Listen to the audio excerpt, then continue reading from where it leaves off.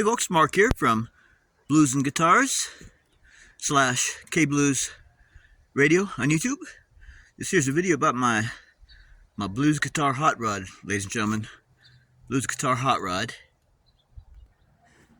This is a 2008 first year production Fender road-worn 57 Strat. Now here's an important point to make, and this is my opinion based on my experience, a lot of experience with this guitar. To make a long story short, when I started off, I thought the road-worn was a bunch of crap. I mean, a fake worn guitar, so it looks like you've been playing for years. I just thought the whole idea was stupid. Okay, so that's what I thought. And then, so I was buying guitars like crazy. I was trying to find the perfect guitar for me. So I got to where I had like 15 guitars or something like that. No, not 15, maybe it was 10. And none of them made me say, this is the guitar. None of them did. Okay. So I went to the Guitar Center in Seattle to try to find the guitar. And the only thing left for me to play, and I only play Strats, so the only thing left for me to play that I hadn't played was the road-worn, which I scoffed at. And I said, oh, well, let's try it.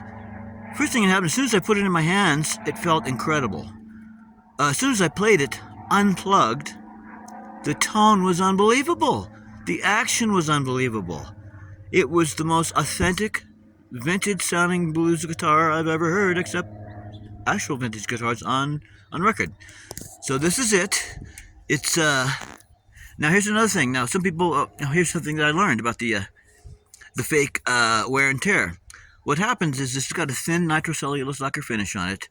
Now when you buy it, it does have this simulated aging on it. Now here's the cool thing. However, when you play it, the wear continues. And so pretty much, so in my situation, I've played this guitar thousands of times. I made my living with this guitar on the street for about, 8 years. So the important thing is, like a real vintage nitro lacquer Strat, as you play this, the wear continues. And so now all of the factory simulated wear that this once had has been obliterated, and it's now become my own wear. Natural wear. Genuine wear, see? So, now, and I'll show you an example of that right up here. You can see that's a lot lighter color than the rest of this. That wasn't like that before, that's from my playing. This here is much bigger now and a different shape. So this has turned into my own wear. Okay. And then ditto on the neck. A little harder to see the wear. There we go. Let's go down here where you can really see it. Yeah, there you go. So now this here, this started off with a little bit right here. And then I completely obliterated that little bit that they had. And everything you see on this neck is my natural wear. My natural wear. Everything you see on the body is my own natural wear. Okay? There we go. Get some focus. There we go. There we go. It's the best playing guitar I've ever had in my life. It's the best sounding guitar I've ever had in my life. Now, I've done 2 upgrades that are pretty important to make this the best guitar I've ever played in my life or heard. First thing is I had jumbo tall stainless steel bass frets installed on this guitar. Oh, baby. We're getting focus. I'm not getting any light. Okay? It's hard to see, but they are jumbo tall, stainless steel, bass frets are the biggest frets you can get. That might be better. Okay? Huge difference. More sustain, more tone. It's just unbelievable. And it's the most blues. This guitar, with the nitro finish, the pickups that it has, and we'll get to that in a second, the jumbo tall stainless steel bass frets, best, most realistic blues Strat tone I've ever heard in my life, other than on records. Okay, now here's the other thing I did. I put a brass nut on here. Now I bought the nut blank, is what they call it. There's nothing, it's just a rectangular piece of brass. So I made this myself.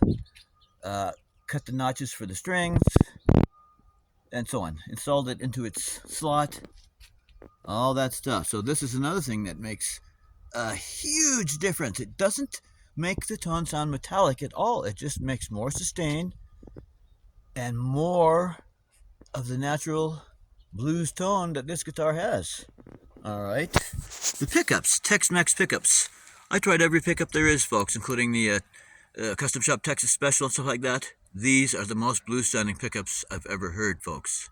All right, in my opinion, for blues.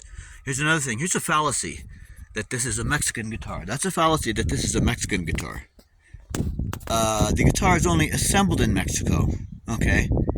And the only parts that are Mexican are the pickups, which, as I just said, I think are better than the Texas Special. And then the pots and the switch, those are Japanese, all right? So don't let anybody tell you it's a Mexican guitar. And it's the best guitar I've ever played. Absolutely bar none, period. Look at the backside of this just for fun. There she is. Ain't that beautiful wear? And that's, again, all natural. All natural from me. It started off a little bit of wear from the factory, and that all was rubbed off by my playing. Look at that. Look at that. Okay, and there's my tremolo spring setup. I used 3, as you can see. Here's another little goodie, you see? I bought this guitar used, folks, for 520 bucks. You can see there's no stickers on the back of the headstock as per genuine vintage. And back here, there's a serial number on the cover plate. Very, very scale, folks. All right. Okay. So there you go. I played this guitar on the street. First time I played it, I made $8 playing my own blues music.